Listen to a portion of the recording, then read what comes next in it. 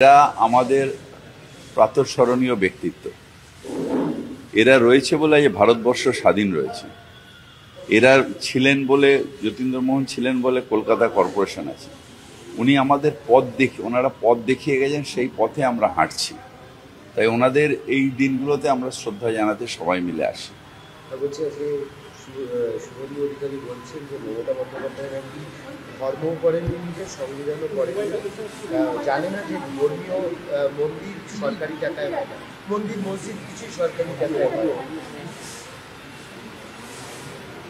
আপনি এমন একটা মানুষকে নিয়ে কোশ্চেন করেন যার না স্থিরতা আছে না ডেপথ আছে, এরকম একটা মানুষকে নিয়ে করেন।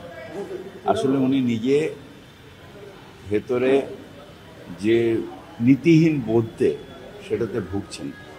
একটা নীতি নিয়ে চলতেন, একদম 180% আরেকটা জায়গায় রয়েছে, নীতিহীনতায় ভুগছেন। দিলীপ ঘোষ 21শে জুলাই তৃণমূলের মঞ্চে যাবে এরকম প্রচার হয়েছিল, তাই আজকে বিজেপির এক পক্ষ তারা পোস্টার দিয়েছে। কেউ কোনোদিন কেউ প্রচার করে, বিজেপির ওরা পোস্টার দিয়েছে যে বিজেপির যারা প্রচার করছিল দিলীপ দা তৃণমূলে যাবে তাদের গঙ্গা স্নান করা উচিত, এইভাবে গঙ্গার ঘাটে। এটা বিজেপির ভেরতের ব্যাপার, কি করে না করে নিজেরা লাপালাপি করে, আবার নিজেরাই ঠুসে যায়। ওই দুর্গামোহন বিবাহে যেটা করা হচ্ছে তার জন্য এটা আমার আইডিয়া নেই। দাদা বাংলা ভাষায় বলছি যে এবার যদি 301 মানে যদি না কেউ করে, ধরুন অবৈধ কোনো বিল্ডিং যদি হয়, 201 অবৈধ কোনো বিল্ডিং যদি হয়, সেটা কি ওয়েবসাইটেও দিচ্ছে? এবারে মানে লোকে ওয়েবসাইটেও চেক করে নিতে পারবে, সব চেক করে নেবে। যদি কোনো অবৈধ বিল্ডিং হয় আমার তো জানার কথা না, জানলে যে কেসটা করবো সেটা ওয়েবসাইটে দেবো। কারণ অবৈধ বিল্ডিং হলে তো আমার জানার কথা না, আমার না জানিয়ে নতুন বিল্ডিং আর অবৈধ হবে না, যার সিস্টেম আমরা করে দিয়েছি।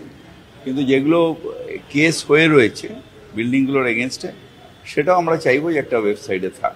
শুভেন্দু অধিকারী বলছেন যে বাঙালিদের প্রতি তাদের অবশ্যই মানে একটা গুরুত্ব দেন, তার কারণ হচ্ছে যে সঞ্জীব সান্যাল যিনি অর্থনৈতিক উপদেষ্টা বাঙালি, অসীম ঘোষকে করা হলো, এই বক্তব্য উনি রাখছেন। আরে বাবা,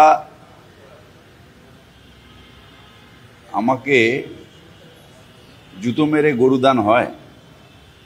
আমাকে চারিদিকে বাঙালিকে মারছো, যে কোনো ডবল ইঞ্জিন সরকারে মারছো, আর এইসব বলে লাভ আছে? এগুলো হচ্ছে নিজেদের যে পাপ করছে সেটাকে ওরা ভাবছে যে করে। আমি তো বলে দিচ্ছি ওনারা কি এই এখানকার বিজেপি, সেটা তো আমি কালকে বক্তৃতায় বলে। পরিবারের সকলের সুস্থ থাকার একমাত্র ঠিকানা কাঁচরাপাড়া পলিক্লিনিক বা নাইট অ্যাঞ্জেল নার্সিং হোম। কেনাকাটার একমাত্র ঠিকানা আগমনী বাসন্তী। মনের মতো খাবার খেতে হলে চলে আসুন কাঁচরাপাড়া নিউ কেবিনে।